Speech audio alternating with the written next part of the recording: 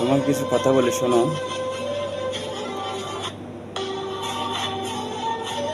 হয়তো তুমি ভাবো তোমাকে ভালোবাসার মাঝে আমার কোনো স্বার্থ আছে।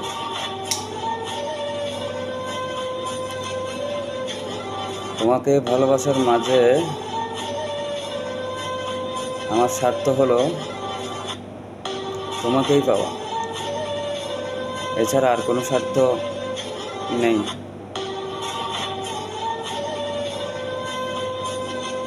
আমি স্বার্থের জন্য তোমাকে ভালোবাসি না।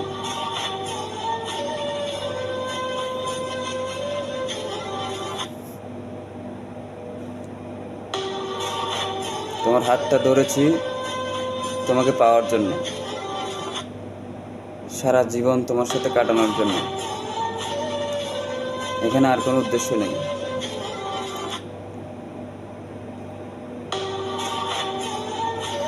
তোমাকে শুধু চেয়েছি, তোমাকে হারানোর জন্য ভালোবাসি নাই।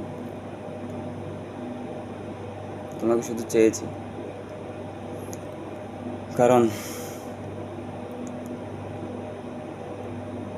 আমি জানি আমার লাইফে তুমি কি হয়ে এসেছিলে, কি করেছিলে,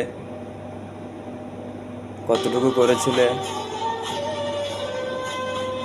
সেটা আমি জানি। সৃষ্টিকর্তা যিনি, তিনিও জানেন। আমার পরিবার সকলেই জানেন। সকলের কাছে তুমি কেমন ছিলে তুমি নিজেও জানো, বর্তমানেও কেমন আছো তুমিও জানো।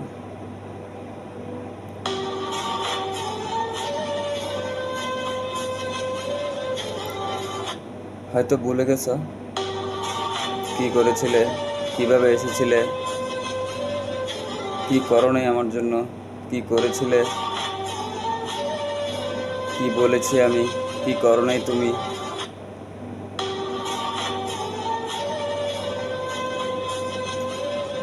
আমি কিন্তু বলেছিলাম যে শিখে নাও, শোনো কি বলে। একটা সময় তুমি হয়তো আমার সাথে এমন করবে।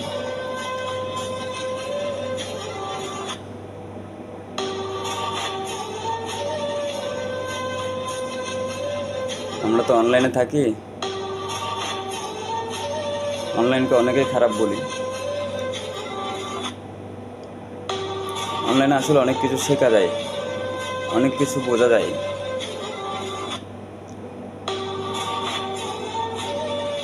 তুমি সেটা ভালোভাবে ব্যবহার করলে ভালো, খারাপভাবে ব্যবহার করলে সেটা খারাপ।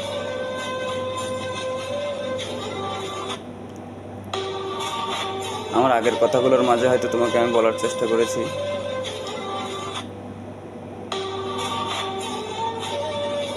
তোমাকে শাসন করা, তোমাকে ডাক দেওয়া, এইটা করো ওইটা করিও না, এখানে যাও ওইখানে যাইও না, ওর সাথে চলো তার সাথে চলিও না।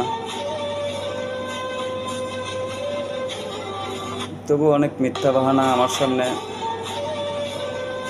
এসেছে, তারপরেও আমি নিজেকে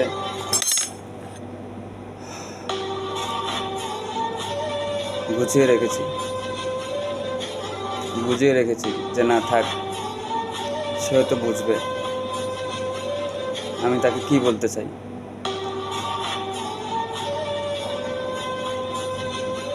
সমস্যা নেই,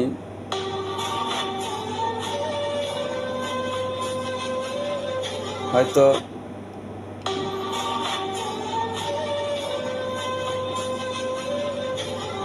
আমার পরিবার, বন্ধু, আত্মীয়, পরিচিতিগণ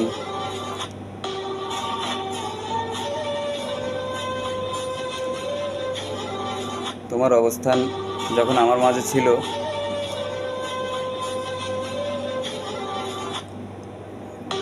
তখন আমার চাইতে বেশি তাদের মাঝে সম্মানের মর্যাদাটা তোমারই ছিল।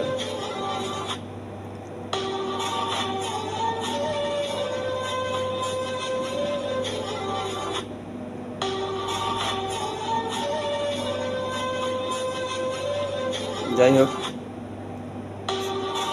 সব কিছুর জন্যই আলহামদুলিল্লাহ। যা পেয়েছি আলহামদুলিল্লাহ, যা পাই নাই তার জন্যও আলহামদুলিল্লাহ।